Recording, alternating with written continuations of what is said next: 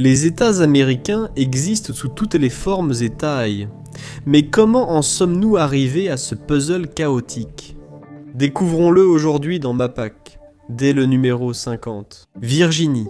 L'un des tout premiers États remontant à 1607, c'était le site de Jamestown, là où tout a mal commencé. À l'époque, la Virginie était vaste. Le roi Charles Ier fixa la frontière nord au Potomac. Son fils, Charles II, a tracé la frontière sud juste au-dessus du Grand Marais d'Ismail, un lieu ressemblant à un parc à thème rejeté. George III a ensuite fixé la limite ouest aux Alleghenies. Pendant la Révolution, la Virginie a revendiqué toute la vallée de l'Ohio. Au moment où la Constitution a été adoptée, la Virginie était toujours au sommet, un véritable menu géant à elle seule. Le Kentucky et la Virginie occidentale, mais le Kentucky en a eu assez d'être le passager à l'arrière. En 1792, il a fait ses valises et est devenu le 15e État, puis, en 1861, la Virginie a quitté l'Union, et la Virginie occidentale a quitté la Virginie en 1863. Et cela a ouvert toute une nouvelle boîte de problèmes frontaliers, dont je vous parlerai plus tard. Numéro 49. Si vous pensiez que la Virginie avait eu la vie dure, le Maryland était la suite. Personne n'avait demandé. Observez la forme de puzzle de cet État. En 1632, Charles Ier a offert le Maryland à Lord Baltimore. Il a découpé tout ce qui était au nord du Potomac, jusqu'au 40e parallèle. Mais 50 ans plus tard, le chaos survient, et la Pennsylvanie arrive, avec le même 40e parallèle. Réclamation gênante. La guerre de Cresap. Querelle de voisinage chaotique avec mousquet au lieu de réunion de copropriété. Et le résultat? Personne n'a gagné, mais le Maryland a perdu. Alors, ils ont fait appel à Charles Mason et Jeremiah Dixon, l'équivalent humain de règles, deux arpenteurs qui ont transformé une bagarre coloniale en la frontière la plus célèbre d'Amérique. Le refuge catholique du Maryland a alors rencontré un obstacle protestant.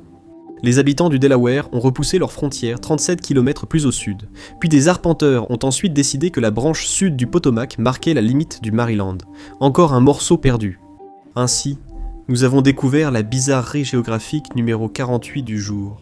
En 1631, les Hollandais sont arrivés dans le Delaware, puis les Anglais ont dit « Bel endroit, on le prend.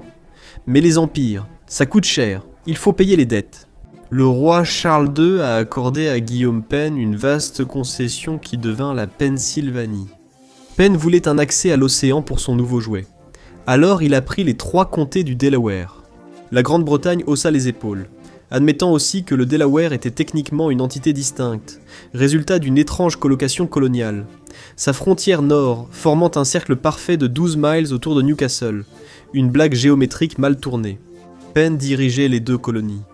Mais le Delaware gérait ses affaires jusqu'en 1776. Le Delaware s'est séparé de la Grande-Bretagne et de la Pennsylvanie un mois avant la déclaration. Ensuite, il y a le Wedge, 684 acres de confusion non résolue. Le Maryland, la Pennsylvanie et le Delaware se le disputaient, mais en 1921, tout le monde a convenu qu'il appartenait au Delaware. Le Delaware a finalement réglé ses affaires en suspens, et a aussitôt passé le flambeau du drame au New Jersey. Numéro 47, le New Jersey. Ni trop grand ni trop petit, toujours en conflit. Ses côtés faciles, la baie du Delaware et l'Atlantique, sont venus d'abord, mais au nord et à l'ouest, la frontière est devenue sauvage. Le fleuve Delaware semblait une frontière naturelle jusqu'en 1664, quand Jacques, duc d'York, fut trompé par de très mauvais renseignements. La charte précisait que la frontière du New Jersey suivait la branche nord du fleuve Delaware. Le géomètre hollandais Nicolas Johannes Visser a mal lu la carte et a placé la frontière bien trop au nord. 50 ans de New York a jeté des regards en coin. En 1719, les 2 parties se sont enfin rencontrées pour régler le problème et tracer la véritable source de la rivière. Les colons de New York préféraient affronter des ours plutôt que de rejoindre le New Jersey. Dans les années 1720, les voisins échangèrent des tirs de mousquet. Pourquoi débattre quand on peut tirer? Finalement, tous se sont tournés vers le roi George III, qui a tranché en 1760. La frontière passait ici sur la Delaware et là sur l'Hudson. En 1791, New York a gardé Staten Island comme lot de consolation. Il fallait bien que quelqu'un s'en charge. Le numéro 46, Jacques II, a lancé une tradition new-yorkaise qui a duré jusqu'aux années 1990 cette fois, en se disputant les frontières de l'État. Les frontières terrestres étaient simples, mais l'eau compliquait la carte. Regardez la Statue de la Liberté, fierté de New York et symbole touristique. Le seul problème. Depuis le début, elle reste calmement dans le New Jersey, faisant semblant de rien voir. En 1834, les deux États ont fixé leurs frontières au centre de l'Hudson et de la baie de New York. Mais les îles sont restées. L'île Ellis à New York a empiré la situation. Elle était à New York avant d'être agrandie par le gouvernement fédéral avec des remblais. Les deux États ont soudain voulu s'attribuer le mérite des immigrants, menant une bataille morale. En 1998, la Cour suprême a attribué les remblais au New Jersey. L'accord de 1834 attribuait les terres submergées au New Jersey. Les bâtiments principaux sont à New York, mais la plupart de l'île, non. Auparavant, New York était la colonie néerlandaise de la Nouvelle-Néerlande, un empire s'étendant de Delmarva au Cap Cod, avant d'être morcelé par la Grande-Bretagne. New York a obtenu Long Island, le Connecticut, cette étrange excroissance. New York a perdu le Vermont en 1790 mais a gagné contre la Pennsylvanie pour Buffalo, future patrie des Buffalo Wings, la victoire territoriale la plus savoureuse. Si New York était ambitieuse, attendez de voir son voisin numéro 45, Charles II, a donné au Connecticut une charte allant jusqu'au Pacifique. Comme c'est souvent le cas, bien sûr, quelqu'un a dû revenir là-dessus à plusieurs reprises. Cette fameuse bande de terre, juste l'une des nombreuses. D'accord, peut-être pas tant que ça. En 1682, la frontière ouest était à 20 miles de la rivière Hudson, dans le Connecticut. Ils ont fini par montrer un peu de retenue. Puis, vint la catastrophe du Nord. En 1642, deux arpenteurs ont, d'une manière ou d'une autre, tracé la ligne du Massachusetts, 8 miles trop au sud. Impressionnant. C'est comme tenter d'accrocher un tableau sur le mur du voisin. Cela a entraîné 2 siècles de disputes. Une expertise en 1702 a aussi échoué. Le Connecticut a même cédé des villes au Massachusetts pour résoudre le problème. En 1749, ces villes sont revenues au Connecticut pour payer moins d'impôts. Qui pourrait leur en vouloir ? Il a fallu attendre 1804 pour régler les choses, laissant au Connecticut la rive est des lacs Kangamond et le coude de Southwick, un bug cartographique qui refusait d'être corrigé. Et parce qu'une seule querelle ne suffisait pas, le Rhode Island s'en était mêlé, ils se sont disputés à propos de la baie de Narragansett. En 1703, ils se sont mis d'accord sur la rivière Pawcatuck, puis ils n'ont pas pris la peine de l'arpenter avant 1840, soit 137 ans plus tard. Numéro 44, Rhode Island, l'état mini à la frontière géante, surtout côté drame. L'Atlantique t'en couvrait le sud jusqu'à l'ouest. Je viens de gérer ça, mais regardez l'est. On dirait qu'elle a été tracée lors d'un tremblement de terre. La dispute avec le Massachusetts a duré 70 ans, résolue par une commission royale en 1746. 6 villes ont changé de camp. Rhode Island a vu une victoire. Le Massachusetts a réagi. Bof, numéro 43. Nous avons déjà vu les frontières ouest et sud du Massachusetts. L'Atlantique s'est occupé de l'est et lui a offert Cape Cod, une prouesse géographique. Mais regardez au nord, cette petite courbe étrange avec le New Hampshire. Oui, c'est là que le drame se joue. En 1628, la charte coloniale fixa la frontière à 3 miles au nord du point le plus au nord de la rivière Merrimack. Cela semble simple si on oublie que personne ne savait où allait la rivière. Or, la Merrimack effectue un demi-tour vers le nord, à l'emplacement actuel de Lowell. La frontière du Massachusetts est soudain devenue un casse-tête pour les cartographes, après que le roi George II a fixé la limite à 3 miles au nord de la rivière. Le Massachusetts a râlé, mais la ligne est restée. Un rappel permanent que parfois, ta carte te fait douter de la réalité. Numéro 42, le New Hampshire. Ce petit cousin malin qui gagne toujours les disputes familiales. Il a surtout obtenu gain de cause face au Massachusetts, et en 1740, le roi George II a défini la frontière est du New Hampshire depuis l'île de Shoals, en remontant les rivières, Piscataqua et Salmon Falls, puis tout droit vers le nord jusqu'au Canada. Le drame des frontières a changé de camp. Pendant 2 siècles et demi, le New Hampshire et le Maine se sont disputés de petites îles fluviales. La querelle n'a pris fin qu'en 2001, lorsque les tribunaux ont finalement statué que les îles appartenaient au Maine, et que le New Hampshire a boudé. Au nord, la frontière canadienne restait problématique jusqu'en 1842. Au moins, l'ouest a été stable. La rivière Connecticut a constitué une frontière claire et fiable.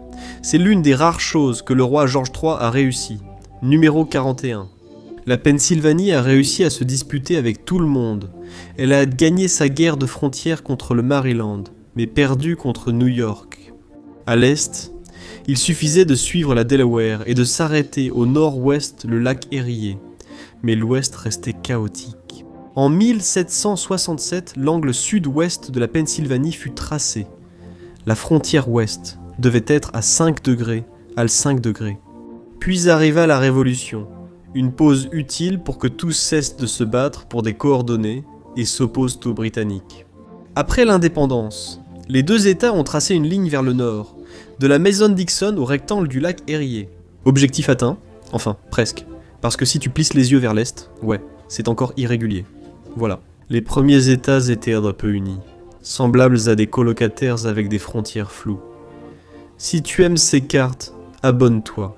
Je me trouve entre la confusion et le Nebraska numéro 40, tandis que la tournée des 13 originaux descend vers le sud, au-delà du marais lugubre. La frontière avec la Virginie a réglé l'Atlantique. Toujours aussi fiable, mais au-delà de cette ligne, eh bien, les choses sont parties en vrille. À l'origine, il n'y avait pas de Caroline du Nord et de Caroline du Sud, juste la Caroline au singulier, un grand ragoût colonial. Vers 1720, tout a dérapé. Quakers, anglicans, baptistes, presbytériens se disputaient sur tout, des impôts au nombre de jurons autorisés avant dimanche. Ce n'est pas comme si la religion causait des problèmes. Une frontière a été tracée en 1729 à l'aide d'arbres et de chênes, la version coloniale du ruban adhésif. On espérait qu'elle ne durerait pas jusqu'aux années 1990. Les deux États ont accepté une nouvelle mesure et en 2016 ont confirmé la ligne de 1729 à quelques centimètres près. Quelques propriétaires malchanceux se sont réveillés dans un nouvel État. Mais sinon, enfin la paix. Puis la Géorgie est arrivée. La paix s'est envolée avec la guerre de Walton en 1804. Imaginez plus de cris que de tirs. Il s'agissait d'une terre nommée Bande des Orphelins. La Caroline du Nord a gagné, c'est tout. Plus tard, la Caroline a séparé ses terres de l'Ouest pour former le Tennessee, le long des Smoky Mountains. Une coupure nette sur une page chaotique. Pensez-vous que le conflit frontalier soit fini ? Détrompez-vous, nous y reviendrons. Numéro 39. La frontière entre la Caroline du Sud et la Géorgie semble simple. Il suffit de suivre la rivière Savannah, non ? Un traité de 1787 prévoyait cela. Mais les arpenteurs ont suivi le mauvais système fluvial, donc ce n'était pas vraiment réglé. Ils ont retiré environ 1800 km² de la carte de la Géorgie, pas de quoi en faire tout un plat. En oubliant qu'ils ont perdu un comté, la Savannah a fait ce que font le mieux les rivières. Elle a vagabondé, le chenal a changé, laissant quelques îles derrière elle, comme des enfants oubliés au centre commercial, et c'est reparti pour un tour de « qui possède celle-là ?» Il a fallu attendre. 1990, pour que la Cour suprême intervienne enfin avec son verdict. La Caroline du Sud gagne encore, la Géorgie fait 0 sur 2. Numéro 38. Une erreur de frontière agace encore la Géorgie aujourd'hui. La Géorgie s'étendait autrefois jusqu'au Mississippi.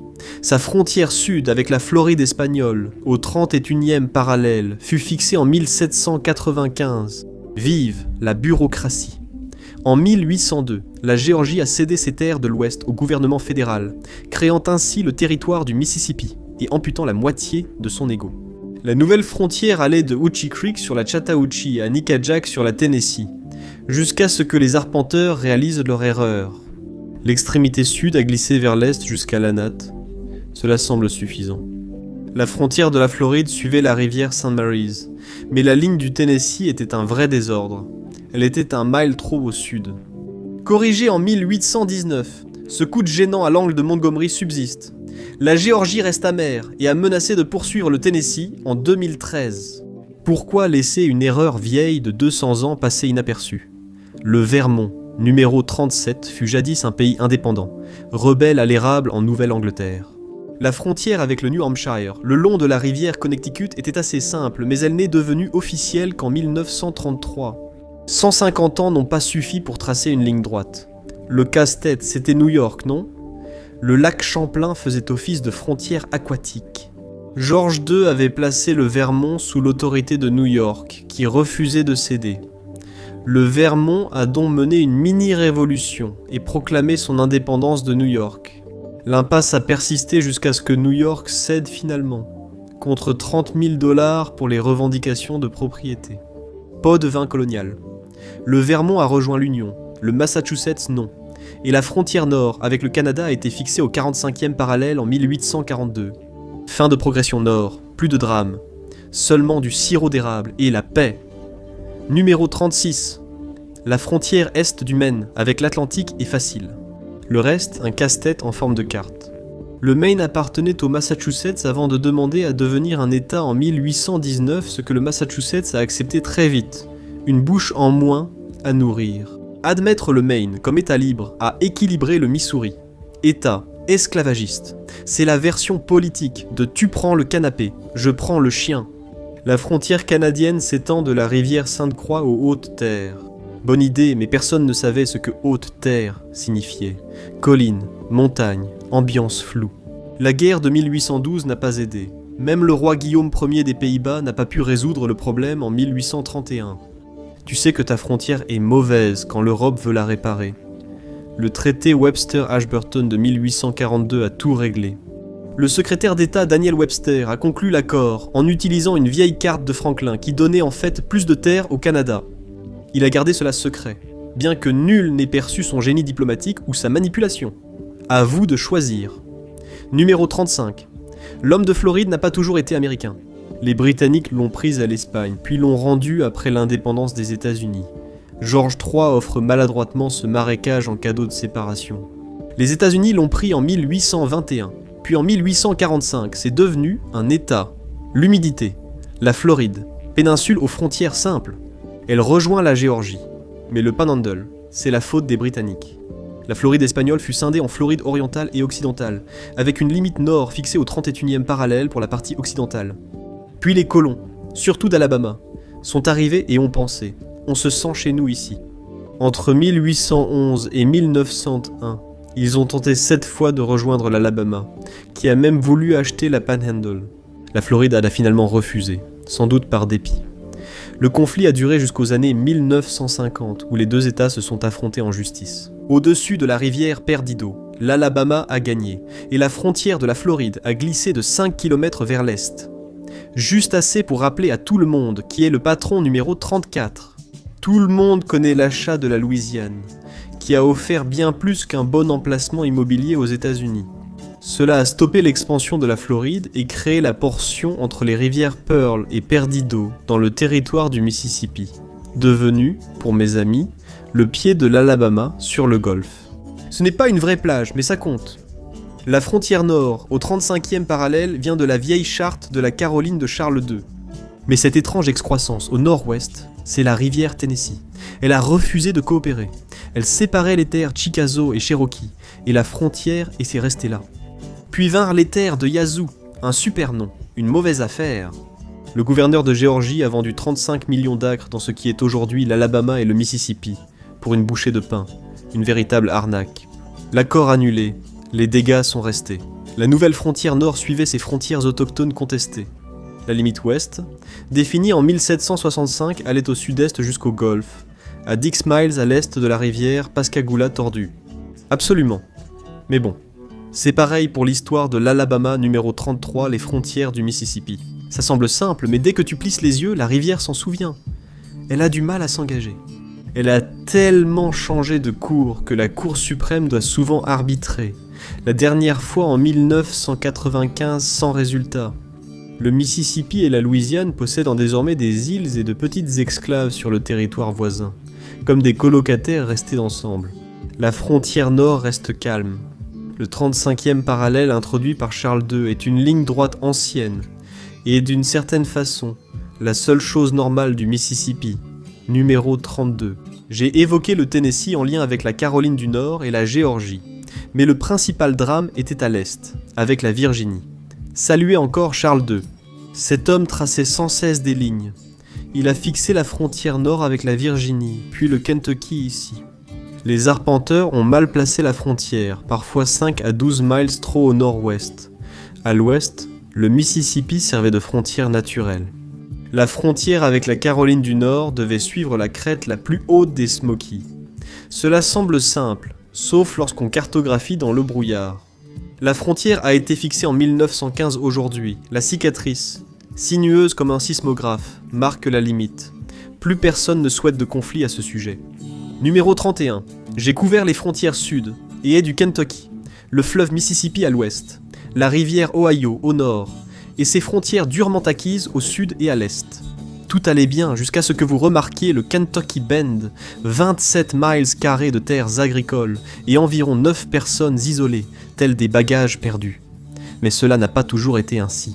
Les séismes de 1811-1812 ont tout changé. Ils étaient si puissants qu'ils ont fait sonner les cloches de Boston et inversé le cours du Mississippi, qui a creusé un nouveau lit, surprenant les arpenteurs. Genre, j'imagine qu'on va dessiner autour. C'est ainsi que le Kentucky a eu sa célèbre courbe, ainsi que d'autres, moins connus, sur le trajet. Des États ont gagné ou perdu des terres, combattu des abeilles, et plus de la moitié du pays reste à explorer. Numéro 30, créé par l'ordonnance du Nord-Ouest, l'eau de consolation de la Révolution. L'Ohio a rejoint l'Union en 1803 comme État libre. Sa frontière sud avec le Kentucky et la Virginie suivait l'Ohio vers l'est. Elle longeait la Pennsylvanie le long de l'ancienne ligne Mason-Dixon, et le lac Erie formait la frontière nord, simple pendant environ 5 minutes vers l'ouest. La frontière de l'Indiana était une ligne droite du milieu de la rivière Ohio vers le nord. Le vrai drame était au nord, dans la bande de Toledo, étroite terre marécageuse entre l'Ohio et le Michigan. Les deux la voulaient, les deux ont envoyé des milices, presque une guerre pour l'actuel Toledo. Le Congrès est intervenu, a arbitré et a attribué l'Ohio. Le Michigan a reçu quelque chose en retour, j'en parlerai ensuite. Ils ont eu beaucoup de neige. Gagnant numéro 29. Le Michigan, c'est la Floride du Nord. De l'eau, des formes étranges, une météo capricieuse. Il ne manque que Michigan Man. Au début, c'était une partie de l'Indiana, jusqu'à ce que les colons se rendent compte que la capitale, Vincennes, était un endroit sympa si vous aimiez voyager une semaine pour remplir des papiers. Alors ils se sont séparés. Les grands lacs ont tracé des frontières nettes sur le papier, mais chaotiques ailleurs. Sugar Island, source d'une vieille querelle avec la Grande-Bretagne. Le traité de Daniel Webster l'a donné au Michigan, mais seulement après avoir cédé une portion du lac supérieur au Minnesota. Un geste diplomatique. On en gagne un, on en perd un. En 1816, l'Indiana a déplacé sa frontière 16 km au nord. Cela a déclenché la guerre de Toledo avec l'Ohio et une tradition du Michigan de perdre contre son voisin du sud, obtenant la péninsule supérieure en consolation. Tous ont gagné, mais personne n'était satisfait. Classique énergie du Midwest, numéro 28. Les frontières de l'Indiana paraissent ordonnées, mais pas en y regardant de près. La rivière Ohio forme sa limite sud avec le Kentucky. Mais ils n'ont pas réussi à se mettre d'accord sur l'emplacement de la frontière. Le Kentucky revendiquait la ligne de plus haute eau sur la rive de l'Indiana. L'Indiana a dit « Non, la plus basse. Tout le monde a des voisins comme ça, c'est ma clôture. » L'Indiana s'est lassé, mais le Kentucky a continué à taxer la rivière. En 1980, la frontière suivait toujours la ligne de plus basse eau, comme depuis 1792. Parfois, il faut rappeler l'évidence 2 fois. La frontière ouest avec l'Illinois restait floue. En 1805, le Congrès a fixé la limite inférieure à la rivière Wabash. L'ancienne capitale a peut-être perdu sa place, mais elle a évité à l'Indiana un siècle d'anxiété cartographique. Abraham Lincoln n'est pas né dans le pays de Lincoln, mais dans le Kentucky, de l'autre côté de l'Ohio. Gênant. La frontière n'a été officialisée qu'en 1991 et a ensuite suivi. Le niveau d'eau bas n'a mis que 200 ans. Le Mississippi marque l'ouest, et comparé au reste, il est presque sans histoire. Au nord, les choses se compliquent. Les premières cartes placèrent la frontière du Wisconsin au sud du lac Michigan, laissant l'Illinois enclavé et misérable. Nathaniel Pope, un délégué ambitieux, et son frère sénateur John ont persuadé le Congrès de déplacer la frontière au nord. Ce bout de terre est devenu Chicago, et qu'ont gagné les Popes pour avoir fait de l'Illinois une puissance économique. Juste une brève mention dans cette vidéo. De rien. Numéro 26. Le Wisconsin était l'enfant de l'armée américaine du XIXe siècle déplacé d'un territoire à l'autre. Le nord-ouest de l'Indiana, l'Illinois, le Michigan. Il a finalement eu sa propre chambre et a immédiatement commencé à en perdre des morceaux. D'abord au profit de l'Illinois, puis du Michigan. Le Wisconsin a autrefois revendiqué tout le Minnesota, l'Iowa, l'est des Dakotas, toute la région. Le gouverneur territorial James Doughty était tellement amer d'avoir perdu des terres qu'il a menacé de faire sécession à cause de l'Iowa. C'était audacieux pour quelqu'un dont la carte était fausse. L'ordonnance du Nord-Ouest avait déjà fixé la frontière au Mississippi, excluant ainsi l'Iowa. L'équilibre entre État libre et esclavagiste a forcé le Wisconsin à des calculs politiques. Chaque nouvel État libre devait être compensé par un État esclavagiste. 1 pour 1. L'Enabling Act de 1846 du Minnesota a tranché. La frontière suivait le Mississippi, puis la rivière Sainte-Croix vers le nord. Ainsi, Saint Paul s'est installé au Minnesota, tandis que le Wisconsin observait de l'autre côté du fleuve, se demandant comment il avait perdu la plus belle vue. La Virginie occidentale, née Vangta V, s'est séparée de la Virginie, mais a gardé les meubles partagés. Elle borde la Pennsylvanie, le Maryland, le Kentucky et l'Ohio. Aucun drame. La partie difficile, c'était de tracer la ligne avec le X. Quand la Virginie a voté pour faire sécession en 1861, les comtés du Nord-Ouest ont dit non merci. Leurs dirigeants se sont proclamés vrai gouvernement de la Virginie, bien qu'environ un tiers de leurs comtés n'aient même pas participé. En 1863, la Virginie occidentale était officiellement un État, et tolérait encore maladroitement l'esclavage. Les cartes ont été faites à la hâte, les élections étaient chaotiques, et la moitié des arpenteurs n'avaient pas la permission d'être là. Les besoins militaires ont comblé le reste pour protéger la vitale ligne de chemin de fer Baltimore et Ohio. Le nouvel État a annexé des comtés le long du Potomac. La frontière s'étirait vers l'est, comme une poignée dessinée par quelqu'un en manque de caféine. Maintenant, il est temps d'aller à l'ouest du Mississippi pour la première fois. Numéro 24. La frontière Minnesota-Wisconsin était calme, mais celle avec un autre pays est bien différente. Les expansionnistes voulaient que les États-Unis s'étendent jusqu'à l'Alaska russe, mais il y avait la guerre avec le Mexique. 2 conflits simultanés semblaient excessifs, dont le traité de l'Oregon de 1846 a fixé la frontière au 49e parallèle des Grands Lacs à Puget. On parle de compromis, c'est-à-dire abandonné à mi-chemin, d'où cette bosse étrange au nord, une anomalie sur la carte. La frontière devait s'étendre du lac supérieur au nord du lac des Bois, puis suivre le Mississippi. Très bien. Sauf que le Mississippi n'atteint même pas ce lac. La géographie a littéralement dit « pas aujourd'hui ». En 1818, ils ont remplacé cela par une ligne droite nord-sud. La frontière sud, c'était de la politique, pure et simple, l'ancienne ligne entre les États libres et esclavagistes. Mais la limite ouest, ça, c'était personnel.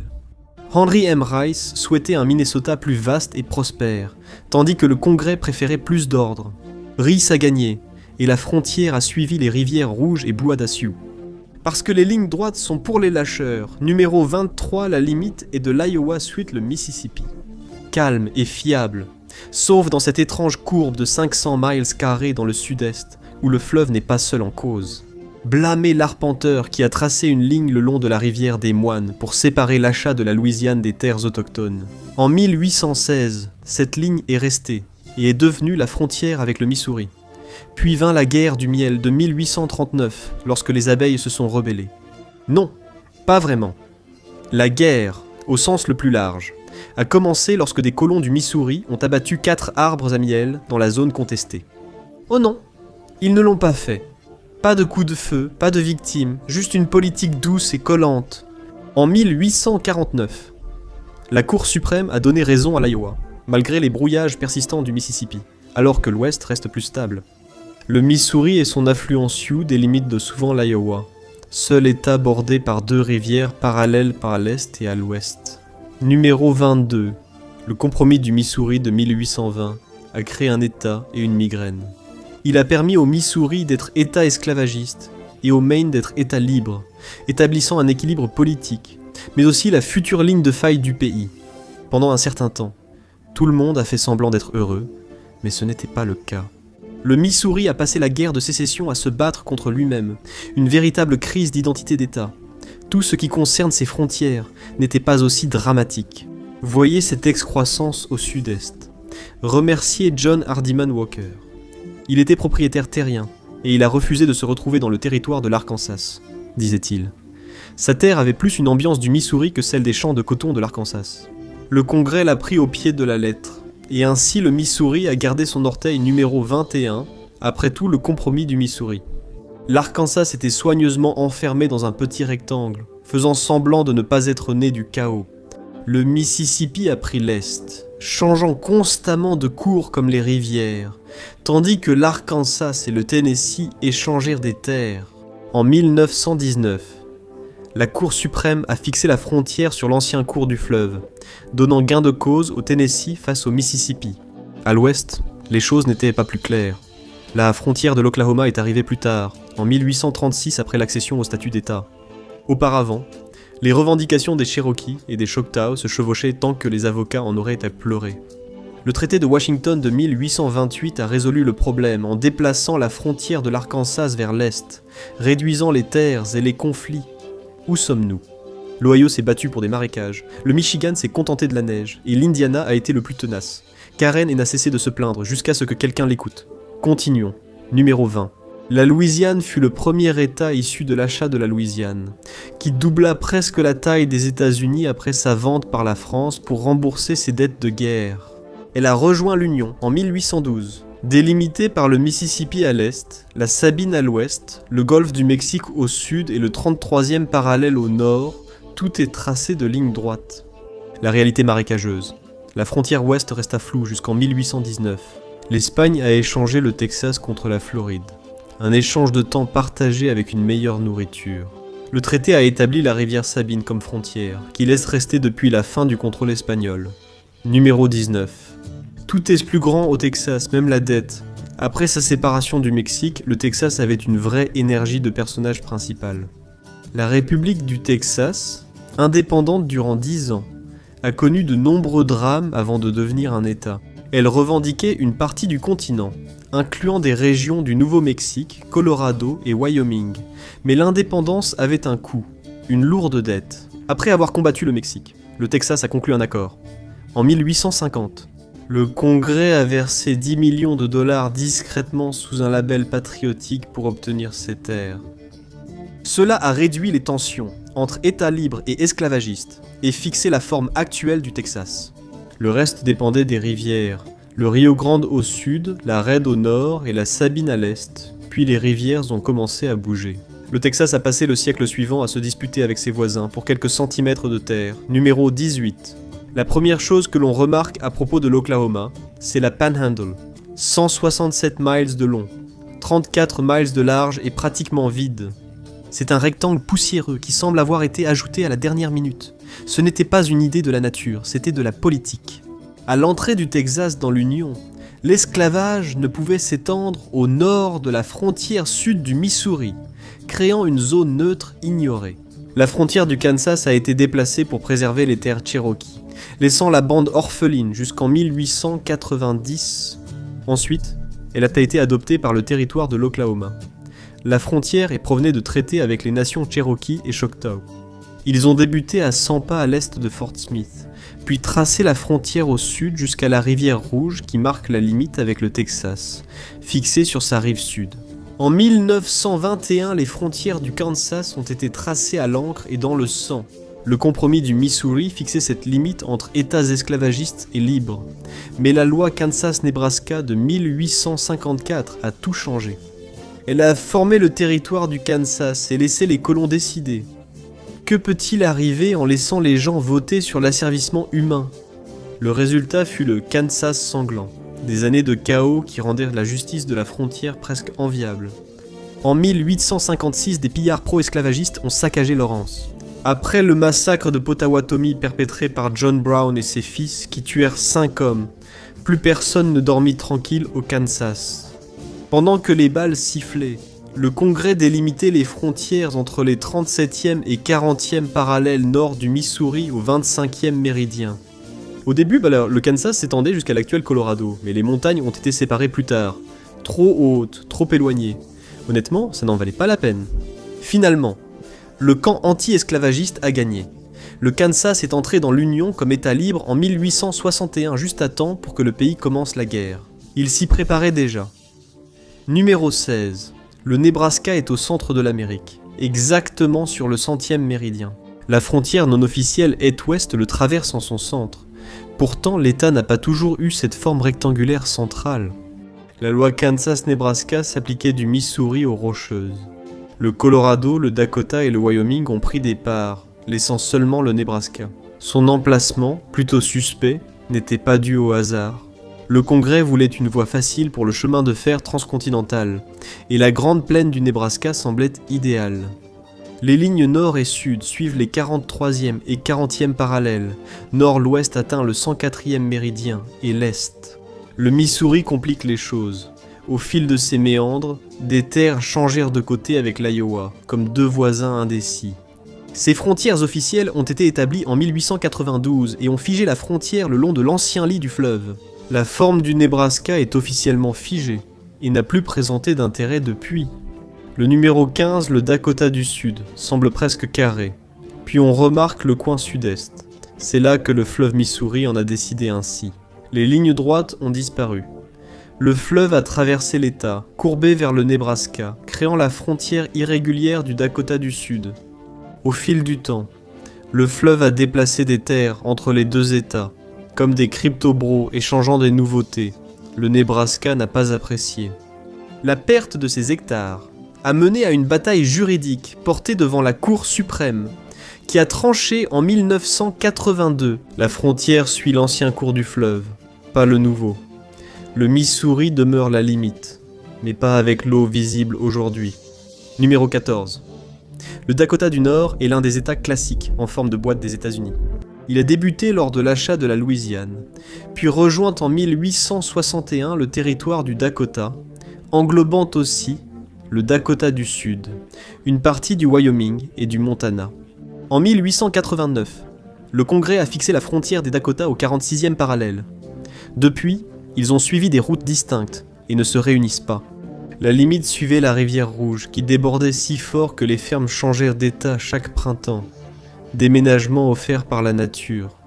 Il a fallu attendre 1964 pour figer la frontière sur l'ancien lit de la rivière. Ils ont joué les rois Canute et ont ordonné à l'eau de rester tranquille. Le Congrès de l'Ouest a décidé d'ignorer complètement la rivière Missouri. Méridien droit, carte nette, moins de casse-tête. Le résultat ? Le Dakota du Nord, carré parfait à la personnalité du numéro 13. Le Montana n'a pas commencé avec ses propres frontières. Il a simplement hérité des restes des autres. Comme le Wisconsin, il a beaucoup changé de territoire, passant de l'Oregon au Nebraska, Dakota et Idaho comme une patate chaude. En 1864, le Congrès a créé le territoire du Montana, probablement juste pour éviter que la carte ne change tous les 2 jours. Sur le papier, ça avait l'air net. Le 34e méridien ouest de Washington, le 49e parallèle nord, le 45e sud des frontières tracées au cordeau, jusqu'à ce qu'ils aperçoivent les montagnes. Les arpenteurs ont essayé de suivre la ligne de partage des eaux, se sont perdus et ont fait ce que les humains font toujours quand ils sont perdus. Ils ont deviné. Quand le Montana a rejoint l'Union en 1889, il a conservé ses frontières, erreurs incluses. Personne n'est parfait. Des relevés ont montré que les bornes d'angle étaient distantes de plusieurs kilomètres. Corriger la frontière Idaho-Wyoming coûterait trop cher et nuirait à certains sentiers de randonnée. Appelons cela le charme rustique numéro 12 Idaho. D'abord, regardons cette cheminée. On dirait que cela devrait faire partie de l'État de Washington, et c'était le cas à l'époque. De l'or a été découvert en 1860 et tout s'est emballé. Les chercheurs d'or du Far West ont afflué, réclamant de la loi, de l'ordre et du whisky. Le territoire de Washington n'en voulait pas. Face à la ruée vers l'or depuis Olympia, une crise semblait inévitable. En 1863, le Congrès créa alors le territoire de l'Idaho. Problème réglé, nouveau chaos. La frontière nord de l'Idaho suit le 49e parallèle issu du traité de l'Oregon. La Snake traverse l'ouest, serpente entre l'Idaho, l'Oregon et Washington avant de rejoindre la Clearwater au sud. Une coupe droite au 111e méridien. Pour les zones complexes, la frontière touche le Montana à cause du député Sidney Edgerton. Il voulait que la ville minière d'or de Bannock soit dans le Montana plutôt qu'en Idaho. Il a insisté pour que la frontière suive les Bitterroots et a gagné. Bannock était maintenant une ville fantôme, mais Edgerton a eu sa montagne et son poste de gouverneur. Prends ça, géographie. Le Wyoming a été le premier État à accorder le droit de vote aux femmes. C'était à la fois un progrès et un coup de marketing, mais ça a marché. Lorsque le Congrès a créé le territoire du Wyoming en 1868, il a choisi la forme la plus simple possible. Une boîte, 4 lignes droites, entre les 27e et 34e méridiens à l'ouest de Washington. Aucune rivière, montagne ni imagination, seulement de la géométrie, découpée de l'Idaho, du Dakota et de l'Utah. Le vrai objectif ? Un couloir ordonné pour l'Union Pacific Railroad. La frontière ouest devait suivre la crête des Rocheuses, mais le Congrès a préféré une ligne droite, plaçant ainsi la chaîne des Tétons, pourtant partie des Rocheuses, entièrement à l'intérieur. Le Wyoming, l'Idaho ont protesté, espérant s'emparer des 3 célèbres sommets, mais le Congrès était fermé ce jour-là. Le Wyoming les a gardés, montagnes et fierté incluses. On voit bien que le centre des États-Unis a été créé par compromis. Des rivières qui font des excursions d'une journée, et le Congrès qui joue à relier les points. Il est temps de passer au top 10 de cette croisière cartographique à travers le pays. Numéro 10. Si tu as déjà passé un quiz d'histoire des États-Unis, tu reconnaîtrais le Colorado instantanément. Le rectangle, celui qui est carré, facile à dessiner, sauf que ce n'est pas vraiment un rectangle. Après le Colorado Organic Act de 1861, le Congrès a pris des terres du Kansas, du Nebraska, de l'Utah et du Nouveau-Mexique pour former le territoire. Sur le papier, c'était parfait, un rectangle net. En réalité, il y avait des montagnes. Les géomètres ont essayé de tracer des lignes droites à travers les Rocheuses. Cela s'est transformé en 697 disputes, une pour chaque point qui ne correspondait pas. En 1925, la Cour suprême a dit « Vous savez, ça ira ». La boîte la plus célèbre d'Amérique, n'est-ce pas? Cette mosaïque a accepté de jouer. Au moins, le Colorado n'a pas eu de conflit avec ses voisins. Numéro 9.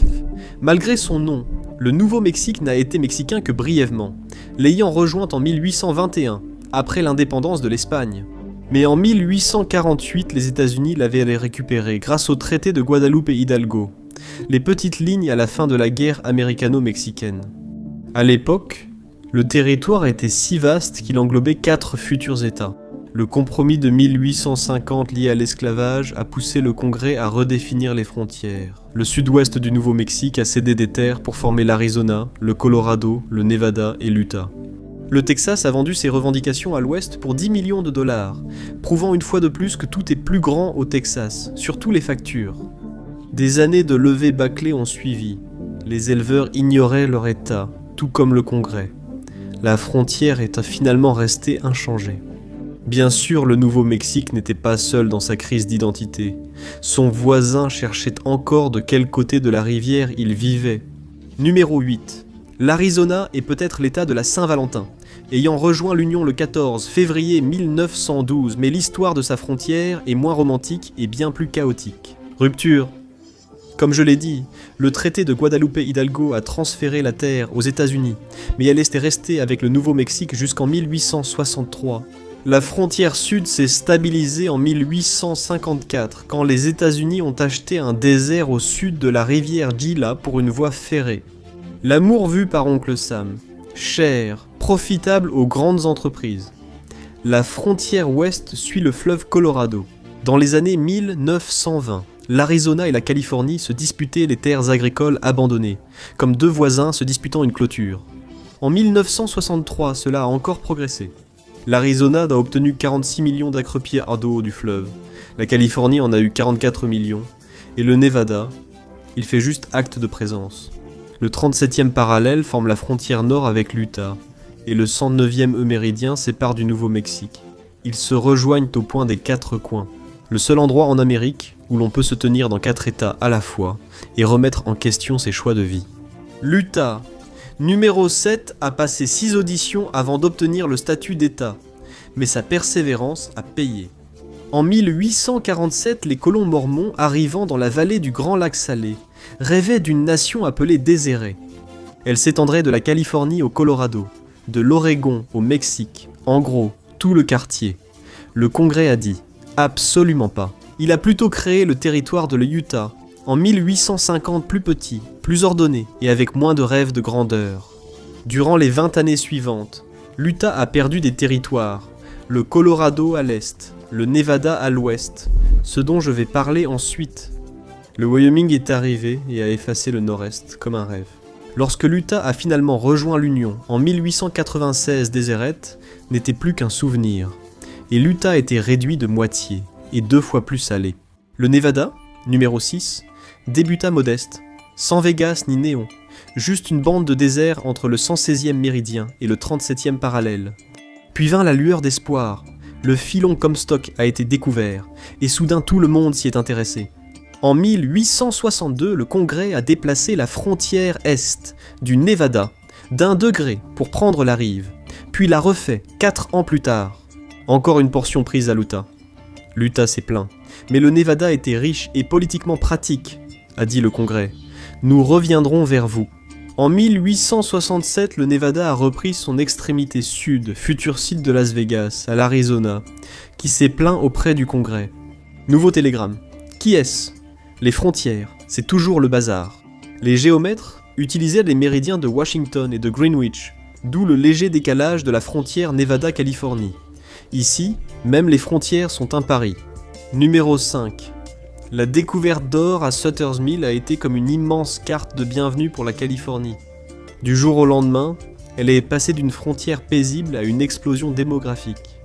La première constitution de Californie fixait la limite est au 120e méridien ouest, puis en diagonale jusqu'au fleuve Colorado. Pas si simple en réalité. Les géomètres ne s'accordaient pas sur l'emplacement du 120e degré, certains le plaçant trop à l'est, d'autres trop à l'ouest. Des villes minières comme Aurora ont changé d'état si souvent qu'elles auraient pu demander la double nationalité avant que le Nevada ne les obtienne. La frontière nord avec l'Oregon provient du traité Adams-Onis. Celle du sud suit la ligne fixée avec le Mexique en 1851. Au sud de San Diego, une frontière paisible au passé mouvementé. Mais c'est une autre histoire. Numéro 4. L'Oregon a jadis rêvé grand, jusqu'à l'Alaska. Mais les rêves rétrécissent vite quand les présidents choisissent leur bataille. Polk a choisi de combattre le Mexique au lieu de la Grande-Bretagne, fixant la frontière nord au 49e parallèle des Rocheuses au Grand Lac. Mais l'Oregon n'a même pas eu tout ça. En 1859, le Congrès a divisé le territoire de Washington, fixant l'Oregon à la côte et Washington à l'intérieur, séparés par le fleuve Columbia et le 46e parallèle. Échange équitable selon l'interlocuteur. Pendant ce temps, la Snake marquait la frontière sud avec l'Idaho. Les frontières avec la Californie et le Nevada proviennent du traité Adams-Onis de 1819 le même, qui a donné à la Californie espagnole sa frontière nord. Nous avons atteint les 3 dernières frontières d'États-Unis tracées par des gens n'ayant jamais vu de montagne, et d'États nés de l'or, de l'argent et de l'obstination pure. Numéro 3. Washington. Rien de vraiment dramatique à signaler ici. Je vous ai déjà expliqué comment Washington a obtenu sa forme.